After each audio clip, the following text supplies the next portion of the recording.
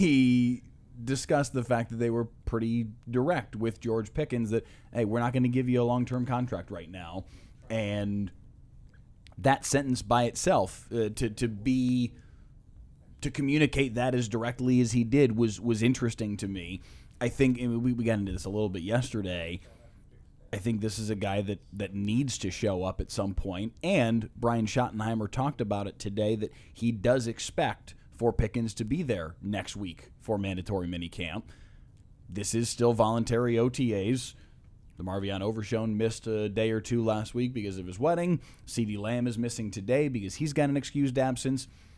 This is a time of year that is still important, does still matter to the bottom line and them getting everything fully in line and ready to go for the season, but it's less important than minicamp and certainly a heck of a lot less important than training camp or the practices in the week or two leading up to week one.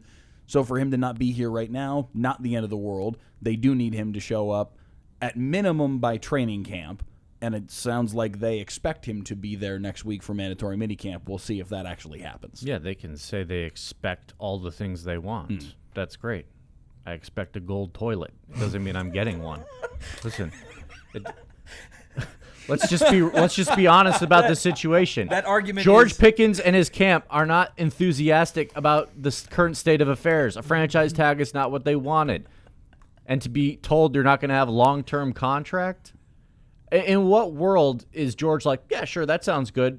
I'll just continue to, do everything you want me to do and me not get any sort of reciprocation for it. If I'm George, why would I go to mandatory minicamp? So I get a little, slap on the wrist fine? I don't expect him to be there. Maybe Shoddy does. Maybe he does show up. But history has shown us players in this type of situation, it's not unfamiliar to not report to camp. Or not camp, but mini camp. Yeah. Right. And then training camp is going to be its own animal. Yeah. He should report to that because we've seen what these offenses look like when Dak doesn't have 3 weeks to throw to them in RVAs and team sessions. Yeah. Those situations are bidet and night. I set him up so good for that. Wow. Oh. Bidet and night. All the Pickens talk does not engage with my core because none of this matters. Mini camp, even if he doesn't show up to that, doesn't really matter. It's training camp that matters. Yes. And we could be here in a week and Pickens doesn't show up and Shoddy will be like, oh, he's not here. And I had a conversation with him and we've had good communication. Like, listen, he's a great salesman for all of this stuff. It's in his nature. It's his job. But it's all talk. I really, none of it matters.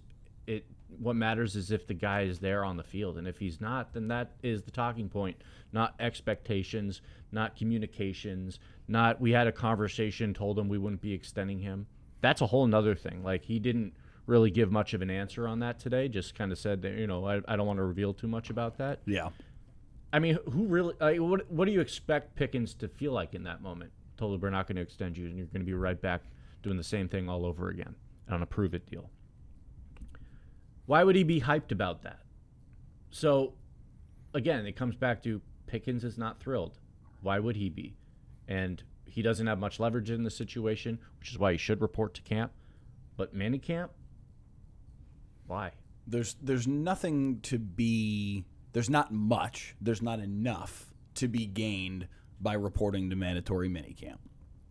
But we were talking about this yesterday. It doesn't make any sense at all for him to not report for training camp.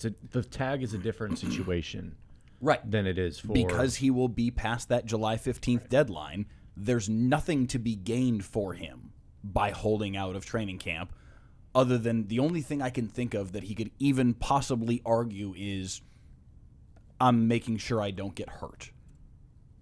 Okay, right, fine. But at some point, you do want to get paid, right? You do want to get that big money long-term deal at some point. And the best way to get that big money deal is to ball out this season and prove to the Cowboys and the rest of the NFL that you are that dude that we saw for the vast majority of 2025. Throw that on the table again in 2026 and say, okay, Now pay me. You know who the real issue, like the person Pickens should be most mad at? Steelers? Yes, Le'Veon Bell, though, specifically. Because Bell was in this exact situation. Technically, not exact, but double franchise tag. Didn't want to play on it the second time around. Was like, enough, pay me. Sat out the entire year on the franchise tag, got his money with the Jets, and then faded into oblivion. We never heard from him again.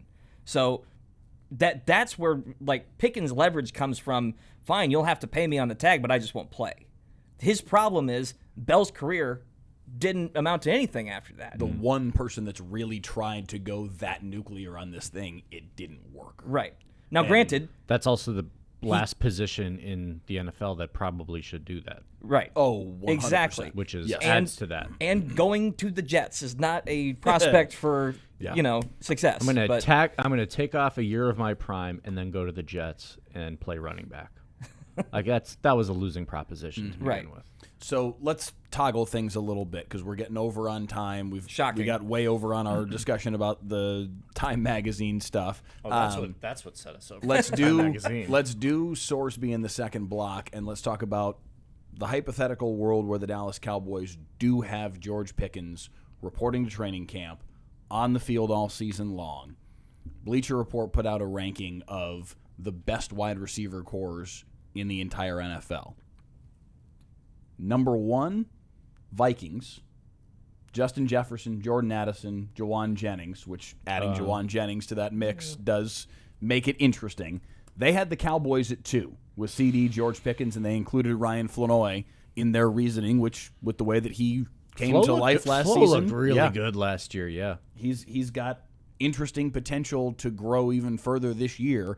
And then, oh, by the way, you do still have Kevontae Turpin as your gadget guy, which if they can have him in a full-on gadget guy role and not having to be your number 3 receiver, it kind of reminds me of a little more. It reminds me of like the actionable. Bears with Devin Hester. It's like, how can you not get that guy the ball more? And Like Tavon. The Austin. Indiana Bears. But it is the Indiana Bears. That is correct. the year is 2073, and Kevontae Turpin is still a gadget guy for the Dallas Cowboys. We're going to get him 1, maybe 2 design touches per game. But that's all. He's too small to be anything else. Yeah, but how? And- but that's what he's been for the last 2-3 years now, and how many times has that paid off?